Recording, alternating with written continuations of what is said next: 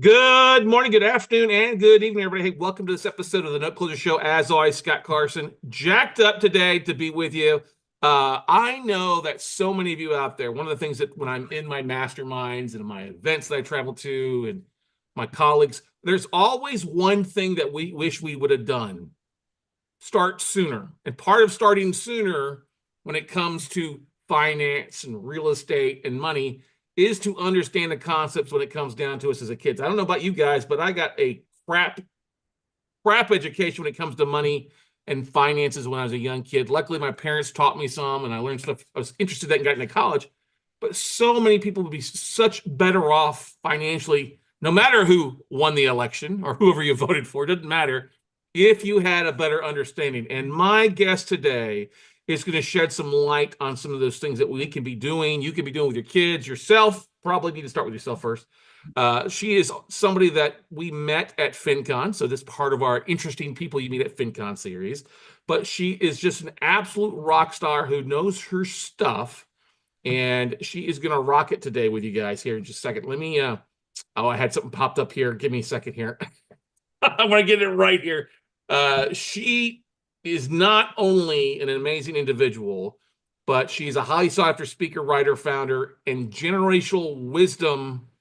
Generational Wisdom, and a leading expert on how to talk to kids about money. And for those of you guys who want to put the good things in place, especially as we get to the end of the year, New Year's resolutions, things you want to do with the kids. So that's why we have Dr. Julia Myers join us today. She's originally from Missouri, but she is somewhere in the country hanging out in an Airbnb today. So what is going on, Dr. Julia? How you doing today?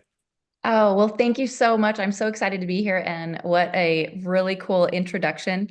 And the doctor comes actually because I'm a trained pharmacist and was an executive in a healthcare organization. And my credentials to talk to kids is that I've got five of them. And so ages 8 to 20. So if you're Wow. doing counting to calculus to college grad school, I get you. I feel you. So I'm just so excited to be here today and share all good things about generational wisdom with the listeners today. Yeah, no, that's one thing I want you put down your bio. Mother of five kids. I'm like, whoo, you got your hands full, definitely with the different age groups there, stuff like that. And it's so different too. Different generations, just like that, from an 8-year-old to 20-year-olds, all definitely going through different things in their lives. And I'm sure it definitely keeps you on your toes at all times there, huh? Absolutely. And I say that not all parents get to have two generations of kids that they're raising. So my Gen Z older teens think about things in such a different way, whether it's life or money or investing, politics, to the Yeah. younger ones, that they're probably training for jobs that haven't even been created yet. So as they're saving and investing, it's Gen Alpha, a whole nother story. Exactly. Now, as a mother of five, what has driven you to be so passionate about, you know, generational wisdom and when it comes to finance stuff like that? There's got to be something that's kind of led to the origin stories we'd like to talk about. Yeah, the origin story is I grew up in a place that had enough, but we never had everything we wanted. And I was hell bent on being a strong, independent financial woman. My first money stories and memories came from my dad. When we needed money, we asked my dad. I didn't want that to be me. So, typical first child syndrome, went away to college and followed those Dave Ramsey steps and just said, I want to live within my means, but I don't want to ever have to, you know, really struggle when it comes to money. I want that control back in my lap. And when that control was taken away from me, it was about 3 years ago. In the middle of my advancing career, I lost my use of my right eye. I had a spontaneous retinal detachment. And the funny joke is nobody wants a one-eyed pharmacist. And in our world today, you either could be clinical and do that work of pharmacy, or you could be in administration and leadership, both which require really accurate vision and eyesight. You don't want to be looking at P&Ls and moving the commas in the wrong places.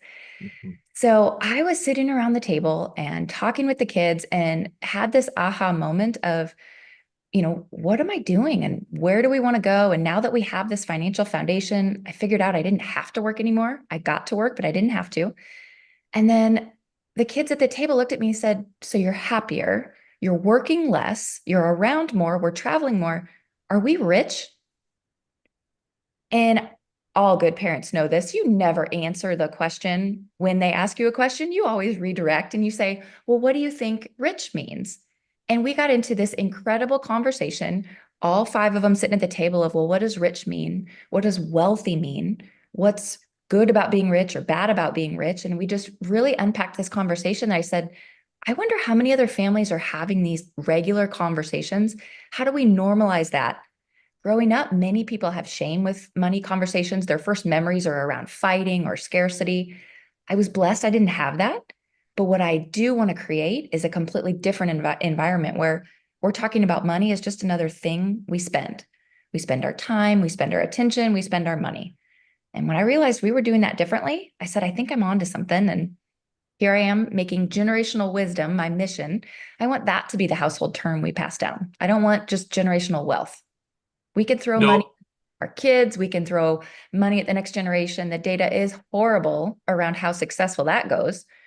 Look at NIL. Look at the lottery winners. I say, mhm. parents, if you want to play the lottery, don't talk about money.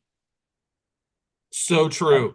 that's So true in that's many why I things get to there. be here. That's how I landed at FinCon. Yeah, definitely good stuff. Definitely around a lot of like-minded individuals there in Atlanta the last couple of weeks for sure. You mentioned a couple things along the way I want to come back into. So, sometimes Mr. Ramsey, Dave, gets a bad rap in a couple of ways. I think it's definitely good in a big part, but he also gets a lot of flack because he's not following through in a lot of the teachings that he's talking about specifically. And I know there's a different case. It's a different side of the coin where most people are at, and they need to start with basic stuff to where you're at more advanced. What's your take on Dave? Is he just another angry old man, or is he actually doing some good things these I days? think there's a lot of wisdom in living within your means. And Mhm. I think that's where a lot of, I'm in a group collectively, Gen Z, and even some millennials are maybe getting off the wrong path. They're following the wrong Joneses because now their comparator group is no longer the people next door or the new vehicle next door or the parking lot they work at. They're working remotely with virtual backgrounds and living in comparison to social media. Mhm. I think there's a lot to be learned from living within your means, having adulting skills. And I think the baby steps really do a good job of that. I'm instilling that in my kids as it relates to an education has to have an ROI. It can't just be because you want to go to Yale or Harvard or wherever. It's got to have ROI. So I went to a state school. I got my doctor of pharmacy, amazing ROI, came out with very little debt, was able to get that paid off really quickly. But I think six figures for an undergrad degree and something that doesn't return a significant ROI, I think that's a big challenge. And I think Ramsey's really smart when it comes to those sorts of just practical pieces. So I'm going to say for 90% of people, he makes a lot of sense. I have evolved from that. I'm not maybe crazy Robert Kiyosaki leverage, but I like to say I'm the woman in the middle. I'm that sandwich generation that says I have a solid foundation, but I also know the power of leverage and where it can take me. I love it. And I would agree wholeheartedly that we are in that kind of sandwich thing. And it is social media really does have a lot of detriment into reality, people understanding really what's going on. Just because it shows up on Instagram and TikTok and things like that, that's not really how life is a lot of cases. But a lot of people take that in consideration. Well, that's got I got to do that. I got to buy the latest thing on TikTok. I got to buy the newest car, the newest Tesla. And we just did our previous episode talked about the different levels of non-mortgage debt across the country. And I was surprised that Austin, Texas, great place to live, expensive place to live, has more non-mortgage debt than most of the other places across the country. And it is because it is such a keep it up with the Joneses place, I think. More so than LA is or even Miami, even though Miami was not too far down the list too. Wow. And I'll unpack that a little bit further because I really enjoyed some of those statistics. And as parents, we see the college junk mail. We see the credit card applications coming in the mail. It is all over targeting our young people. And if they don't have both the education, the clear expectations, but also just that awareness of what they may be getting themselves into, repercussions are exponentially worse than they were to take out a credit card 20 years ago, or to, get a car loan, or heaven forbid, cosign. So some of the things I teach about are, what are those steps of financial maturity that your kids should have at each age? And by the time they're 18, they literally can cosign, they can go into the world and do things.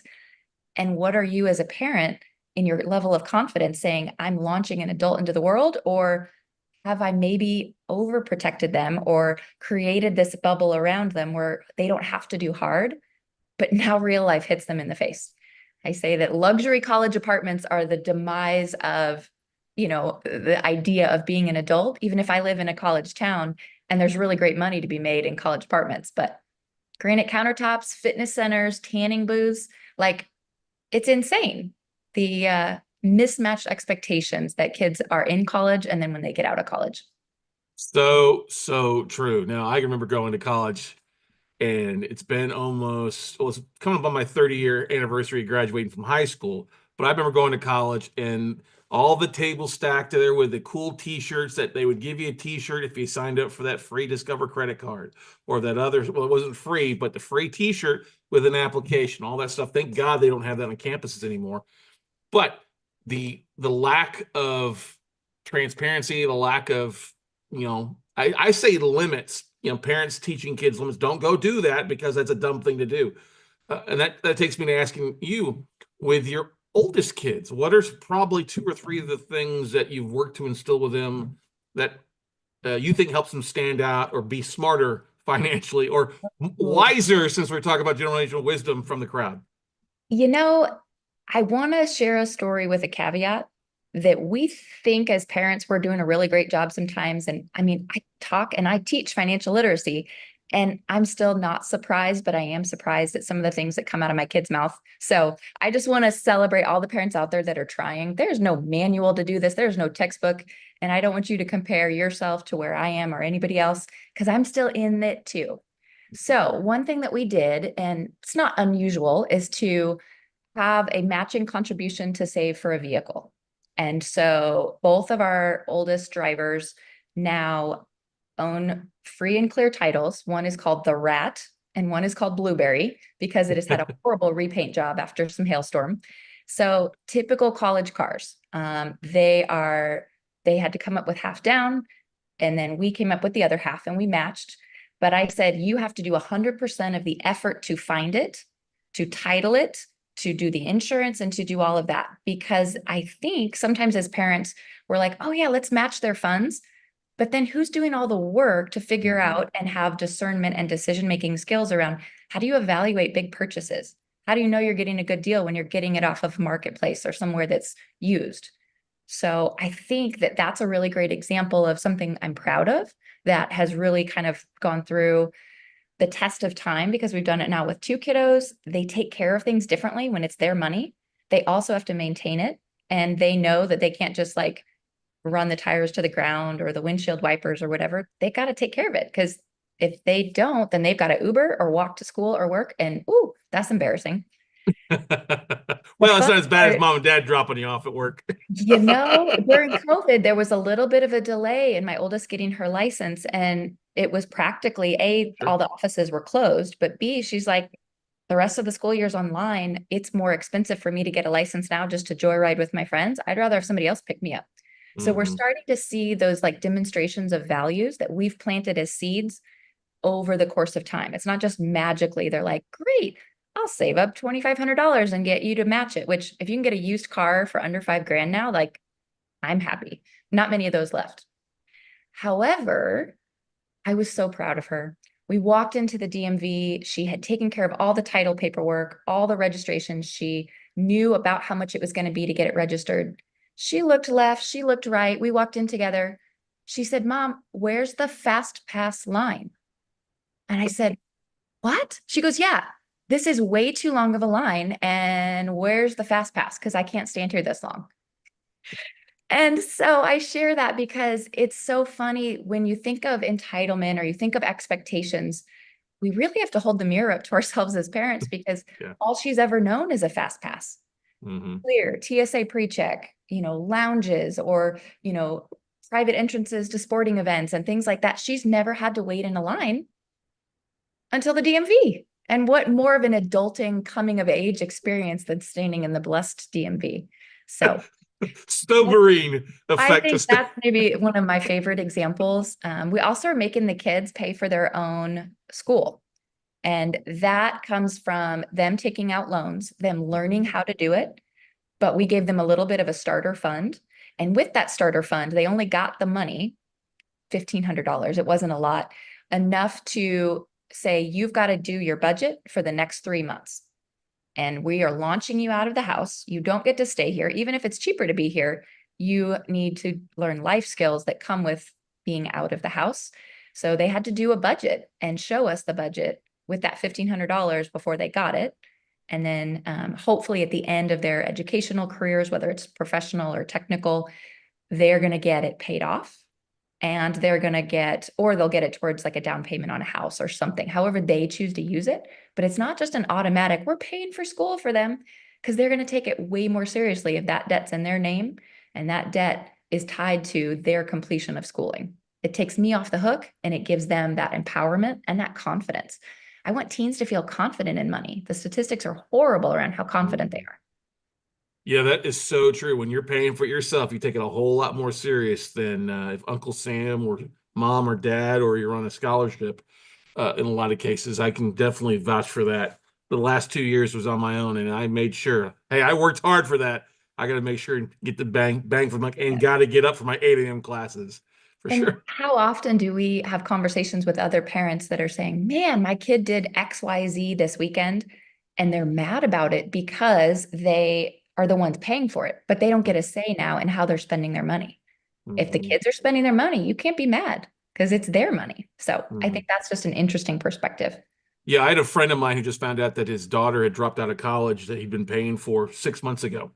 And he was a little hot because of the American Express bill was still being charged on a regular basis. I'm like, yeah, that's kind of on you, Dad, for not being more responsive. And then I got another friend whose daughter is getting ready to go to college, but she's entering college already almost as a junior because she's been smart taking classes on the side during the summer at the local community college, and now she can afford instead of going to the community college, she's going to like University of North Carolina and getting a degree in Tar something that's going to Heels. be yeah, there I'm you married go. to a tar. I'm married to a Tar Heel. Oh, okay. All right. There you go. There you go. Hook 'em horns. But anyway, Oh, but that's okay. Hey, Mac Brown. Mac Brown's the unifying factor between both the schools. Anyway, um, true, true. I will say, parents, hot take, the best scholarship you can get is one less year of college.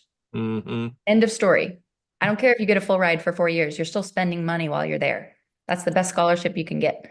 Now, here's another thing that I learned from FinCon. There's a guy, Brian Ensminger, that I had dinner with there. His whole job is like working and working as a tutor for kids going to college and preparing them for college. But he actually has built basically a spreadsheet from reaching out to all these universities across the country on identifying how much the schools will give you depending on what your ACT and SAT scores are. They will literally like, oh, if you're going to University of Missouri and you got, you're in the top 25% and you scored, I don't know, a 1400, you'll get this, this, and this. So if you had a 1200, you'll use, which is pretty interesting because there's a lot of stuff the schools are so overwhelmed. It's a kind of a financial cheat sheet, I guess you could say in a lot of cases. So, It is so important. That is a big reason I see when we're employing people in the workforce that they're either not contributing to retirement matching funds, or they're just of the mindset similar to previous guests that they just can never come up with that much money. So yeah. why even try? Why pick up extra overtime? Why start working earlier? And it's partially a fear of the numbers, partially just a lack of financial literacy, but that's just a job that we all had to do growing up that somebody either did for us or they let us learn the hard way. So I'm going to encourage folks, absolutely. You've got to look at the numbers and the cost and the ROI and the whole big picture, not just the idea of freshman year in the dorms and rushing. That's completely changed. Like my oldest chose to travel her whole first year. It was cheaper to be in hostels and Airbnbs and see the whole continent of North America than it was to be in a dorm in our college town. She's going to school online. She's getting great grades. She's going to law school. It's just for her, it was a world of experience that she couldn't have received or paid for just by living in it. Mhm. Oh, that's so That's true. One of the crazy best. for us as parents to think about because that's what we remember are the college days and the good old Mhm. days. World's changed.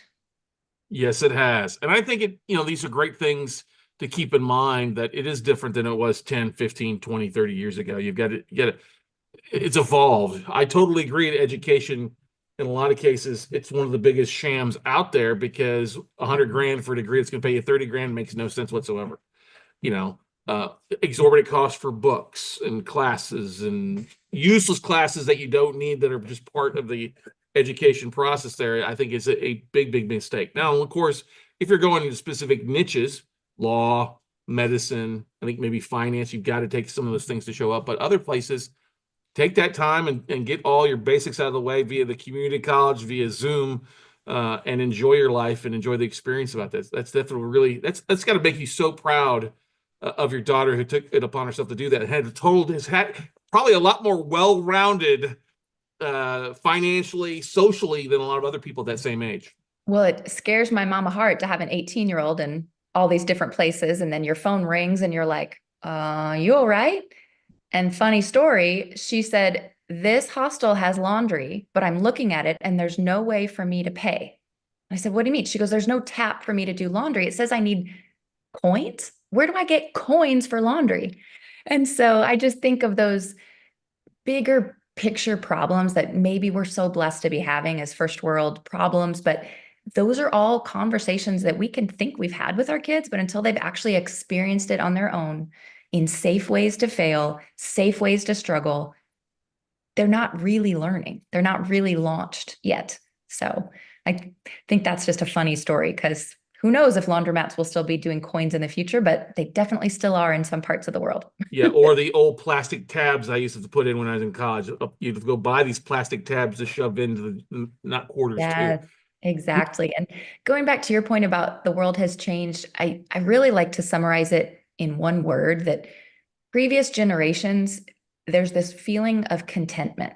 There's this feeling of this American dream. I've got a house, I'll work, I've got a pension, just inherent contentment that we see a lot in the boomer and the Gen X generations. And now what we're seeing in millennials, Gen Z, Gen Alpha is really consumerism. So the other Hmm. and that is not a snowball we as parents can stop.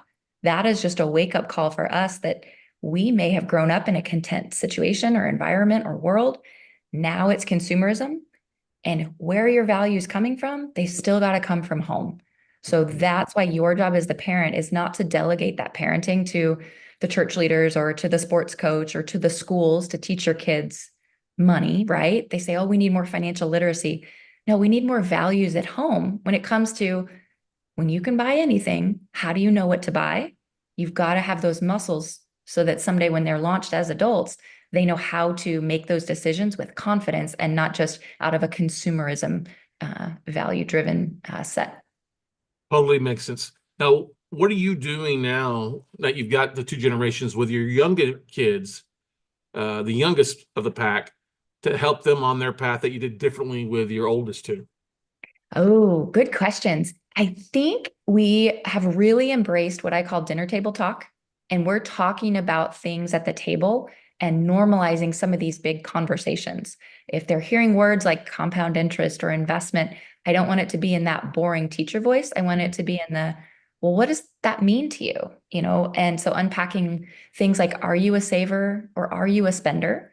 Um, at all ages, we teach generosity first. Because if you don't give when you have a little, you're not going to give when you have a lot.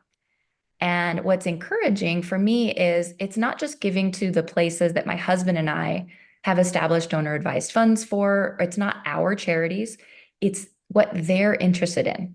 And then we can unpack, well, why are you interested in that? My youngest has hearing loss, and she wants everybody to be able to get the cool hearing aid molds like she has, but they're expensive and they're not covered by insurance. And so she likes to give to those places that give them away for free. And so That's it's nice. neat to develop that sense of generosity. That's my number one tool that I use to combat that feeling of entitlement. We also talk about money. I say digital before physical, but I say giving before spending. So when you actually take the piggy bank to the bank, which how many kids have been in a bank? I've actually asked the tellers this, that the kids come with me because that's how I want them to know that banking is done. You turn in physical coins, you have a heaviness, a weightiness to it. You get a piece of paper that shows you how much is digitally there. And the first time they see that after they've saved their currencies for so long, it's kind of a shocker. They Mhm. have this weight that they come in with and they walk out with crappy piece of paper. Like, what does that mean? Now it's a game because now it's on an app and they can see it go up and down based on where it's invested. And so the last couple of days have been really great to show them how their money is working for them.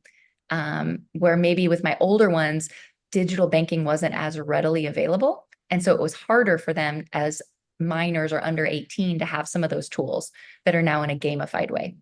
Nice. A couple good What's examples.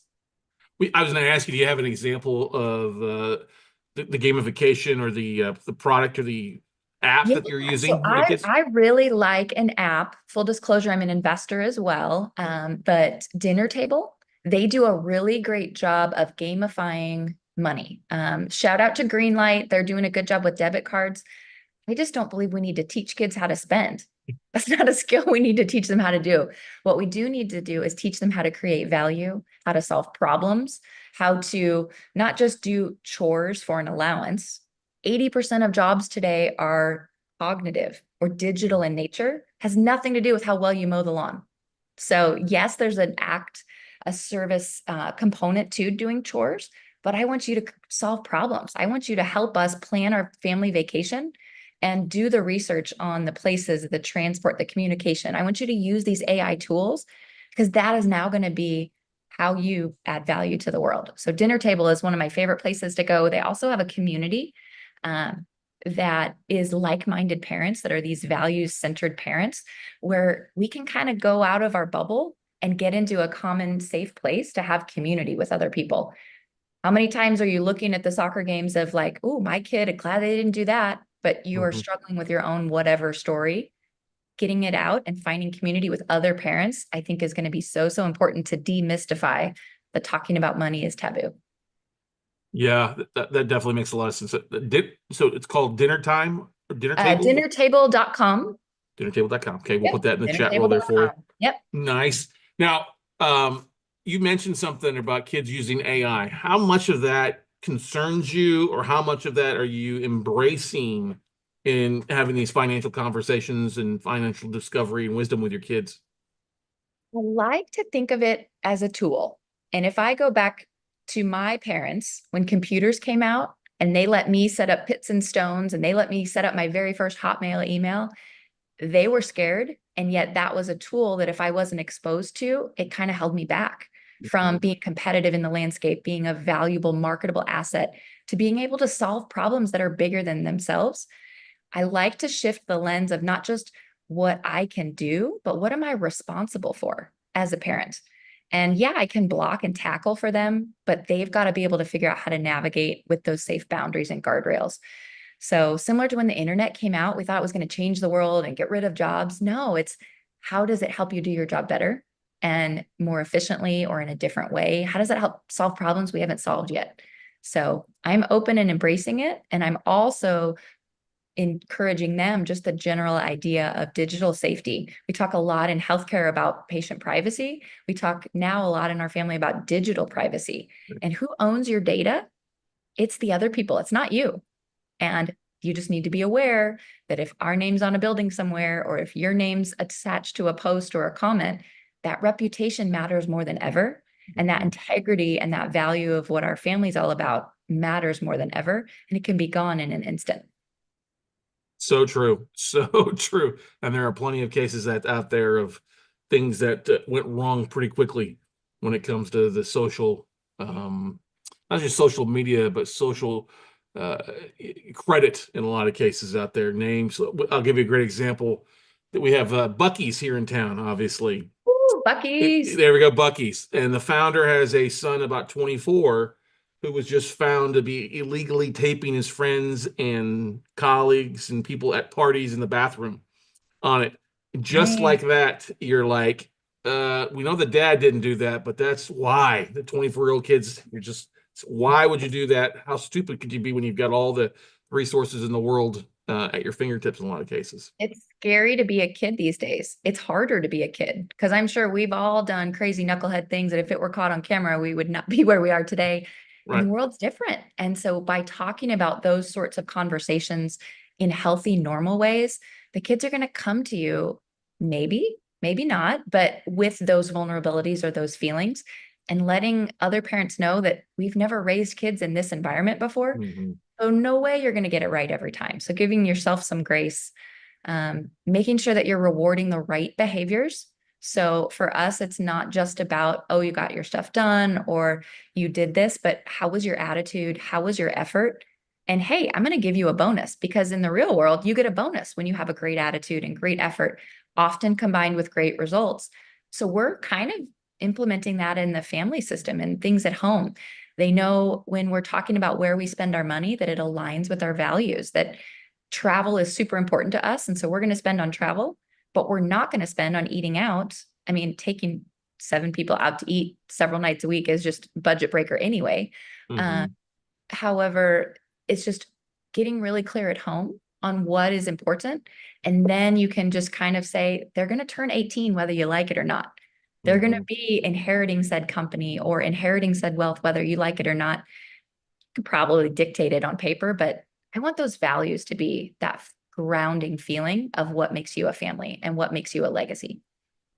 So true. I grew up as a family. We were one of seven as well. And when you got five kids and two adults, it is not cheap going out to eat even then compared to what it is now these days. And I often think that mom and dad's food was a whole lot better tasting than what you'd get out at night too. I kind of miss the warm meal, but such the great thing. I think it's made me a different individual is that nightly, hey, dinner's at 6. You get home by 6:30. If you don't, you're not eating that night. You know what I mean? Get home, but those conversations around, hey, what happened today? How'd you learn? I know those were some of the most insightful conversations because my parents didn't hide anything either, as well too, being entrepreneurs, and that's I think it's what helped shape me to be where I'm at today. And it's a shame that a lot of people aren't sharing. They're trying to hide their issues from the kids, and kids are pretty smart. They know when things aren't going right, don't they?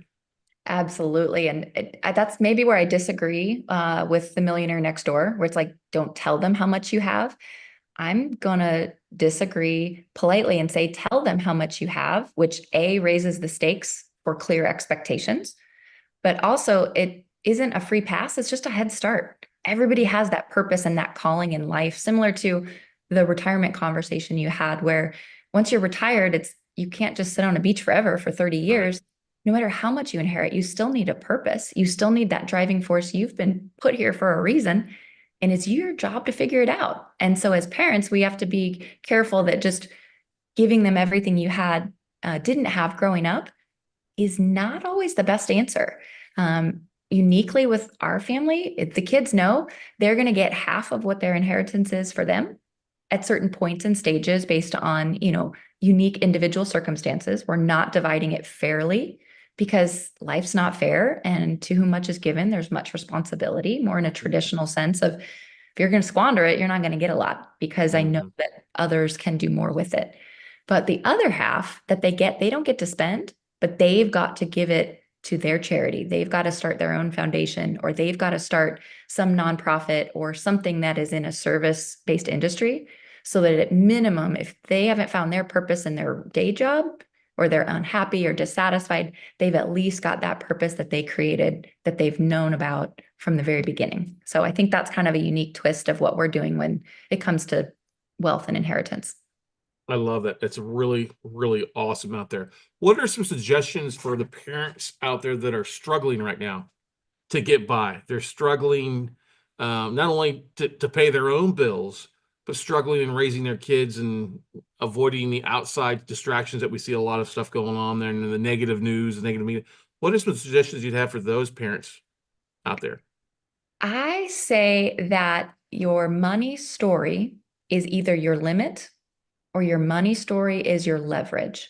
And so for those parents struggling, take a look at your feelings when it comes to money. Take a look at that money story. Where are those struggles coming from? Where is that pressure coming from? If the pressure is coming at it and it feels really negative and heavy, let's do something about it and let's check where's that pressure coming from. Mhm. However, if it's a pushing pressure, like you can achieve more, you can drive more, you can do more, that's a different kind of pressure. We're never going to be free from money pressure, but if we can examine which side of the coin it's coming to us from, that helps us then get in the right mindset to then say, what are those influences we want to persist into our children's lives? The family is actually the very, very strongest source of financial influences is for your family. So as parents, you have that power, but also that responsibility to say, what do I want to persist? And what do I want to leave behind? And if it's a scarcity money story, let's get rid of it. And how we do that is maybe reframing some of those conversations. Some people use the B word, the budget word. Some people use a spending plan. I don't care what you call it, you need one because you can't just have everything you want. However, kids are very astute when you're spending money on something and you're not spending money on others. Pull them into the why. Pull them into, yeah, we're choosing to get this and not that. And here's why. Those are some of our favorite books to talk about, especially when they're younger. This, not that. What creeps in then is, well, you can afford it or we can afford it. And you kind of reframe it and say, you're right, we can afford it. It's not a priority to buy right now. Or we Mhm. can afford it. Let's plan to spend it next month or next pay cycle or whatever. We've got to start teaching that delayed gratification. And it's okay to say no to kids. It's okay to have boundaries. It's actually necessary. So if you're having those struggles with your current situation and how are we making ends meet, take a look at your own money story. Let's reframe that budget conversation, both for your own personal story. Is this a need or is this a want? And then how do you share that with your kids? And we don't want to say, many parents have told me this, they're like, it's just easy to say, no, we can't afford it. Or no, we're not buying that. Let's take that opportunity, not just to close the loop and hold the boundary, but let's frame it in a way that they now are learning and it's a lesson and they now know why they can choose to spend it in a different way, but without that scarcity pressure or that shame of, oh, I wish I could buy that for you, but I can't, honey. I love you, but I can't. Let's not put that on our kids. Let's reframe it in a different way. Love it.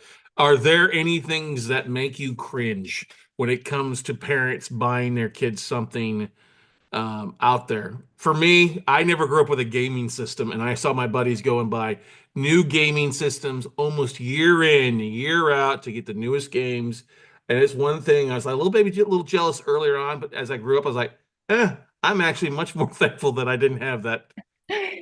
You know, I've got one, and this is going to make a lot of boomers really mad. Um, the lottery is not an investment. Grandparents, parents, people that want to do really cute birthday gifts or fun favors, we're headed into the holidays. Please, please don't buy lottery tickets and then say, this piece of paper holds your future. I Mm. want to get rid of that for a very long time permanently. And, I grew up getting those, and that is now why it's my pet peeve, is because people don't win the race by winning the lottery. They win the race by hard work and value creation. Yeah, I always call that the idiot tax. Yes, yes. Like literally, like burn $1 and teach them what it looks like to create fire. I don't know. Don't buy a lottery ticket. Yeah, the people that are always broke are always the one buying the lottery tickets, and they're the ones buying cigarettes too in a lot of cases. Yeah. I like a good cigar now and again, but if I ain't got the money, I ain't buying a cigar when money's tight or stuff like that. You got Yeah. to think smarter, but unfortunately, not everybody's like that. I Um, think I've got one more too. yes, please. Uh, What's another one? I think it is interesting when parents say, what is your job? And you got to focus on school. You can only do one thing. You can do school and sports or school or a job. A majority of our Gen Zs and millennials all have side hustles, revenue Mhm. producing side hustles. So don't let kids get away just with doing school and doing sports or doing school and coming home. I'm exhausted. I'm tired. It's the norm to have a side hustle. There's some drive, there's some character you can build, even if it means you're helping them with this business, or even if you don't think that it's going to go anywhere. Encourage those skills in them. Don't let them just be like, I'm going to just go to college and really focus on getting a great ACT, because that is not what life is about anymore. So that's my other dumb thing parents do with money. is No, I love it because it's proven too. I can joke about down the road here at Texas A&M. All these kids have gone to Texas A&M have perfect 4.0s, get out in the real world and they completely fail or they're not great employees because they have no social skills. And I think that side hustle, whether it's flipping baseball cards or eBay flipping or Amazon wholesaling, like some of my buddies' kids are doing, it builds confidence. It builds social skills too, because you got to solve problems and how things are get done. So kudos to you for definitely embracing that and instilling some great values and great wisdom in your mini herd, as we used to call ours. yes. We got a basketball team. We'll travel. There you go. Maybe it's a sort of a traveling baseball or basketball team. You're a traveling financial team. There you go. Oh, I love it. Yes. That's awesome. Now, with obviously end of 2024 coming, New Year's, any new plans? I hate to say resolutions because people always put off to the beginning of the year to do something, but any new things you're planning or looking to implement with your kids here uh, at the end or the beginning of the new year? I heard about a tip. I've not done this yet, but I want to implement this pattern is having a year of celebration moment and like a dinner of reflection and then a separate dinner for goal setting. So we're really big on goals and you're going to end up exactly where you said you were going to be if you don't set the goals. And a celebration, I think as parents, it's really easy for us to jump to the next thing. But if we're able to really all go out and sit around a table and just share favorite stories, highlight reels. I mean, kids are taking pictures now at all ages on all devices. Right. I don't see all the pictures. I just want to see, like, maybe it's your top 5 memories from the year or your top 10 memories from a year. I want to do that and make that a new tradition because as they get older and start to kind of really go off and we have less family time together, I still want to Mhm. stay connected and hear what they think was important from the year because it may be very different than what I thought as a parent. And then we can get into their goals and figure out where do you want to go? Where do you want to be next year? And that discipline of setting goals translates really well into time management, translates really well into money management and attention management. Because if we're saying, hey, I want to do Duolingo and learn Spanish for so many days in a year, then we'll ask them, well, what are you going to trade off? Because your screen Mhm. time ends at this time. And if you've waited till the end of the day and you're crying and saying, but I didn't do my Duolingo streak, okay, what's going to give? And so holding those kind of just healthy spaces for our kids in the next year to achieve their goals, to celebrate their goals. That's really where I'm at this season, headed into 2025. I love that. I love that. I meant to ask while you were talking about that. How, I mean, everything's so visual these days and apps and things like that. Do you guys do anything like vision boards, vision setting, and where they can see things in front of them all the entire time with their kids or no? Yes and no. Practically, we literally have chalkboard paint painted in our kitchen, and every week we've got the schedule. I know there's digital things or whatever, Okay. but it's the cool place to put all of the activities. We all have different initials for our names, so you don't have to write their whole name on the board. Who's Nice. where? They see the parent appointments, they see the kid appointments. They just know that having a schedule gives them structure, it gives them grounding. And then when the kids' friends come over, it's so fun to see so and so was here. So and so was here. And it's now a central gathering place. I do think a vision board's a really great idea. And we have not done that yet, but I think we might have to. No problem. My 11-year-old is really getting into Canva. He made his own birthday party invitation and Wow. is asking to do more Canva things. So that's the There you kind of go. time I want to permit and encourage versus the other time that's just this reactive, vegetative, doomsday scrolling. You know, I know somebody who's done very well with digital products in Canva and selling them off and things like that, and started when she was 14 or 15 doing that. And it was a passion for her that she still does to this day. That's awesome. Do you find that your household has become kind of the hub for your kids' friends to come to? You're the friendly place to go to? Yes and no. I think it depends on the kid. So some that are extremely extroverted and social butterfly, we are the place for all the homecoming gatherings. My superlative from the friends group was best snacks. So that's a must, whether you've There you got boys go. or girl teens.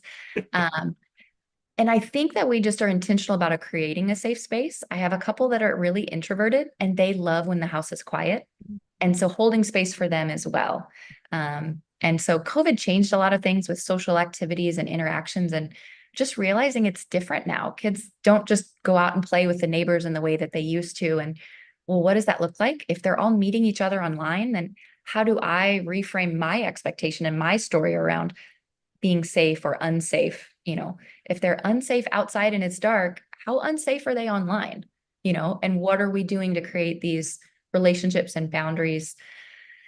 And when it comes to just the meeting the kids where they are, but in general, yeah, we're that house. I love hosting. Let me stay at home and I'll do all the prep and the cleanup, and I don't have to even put on shoes.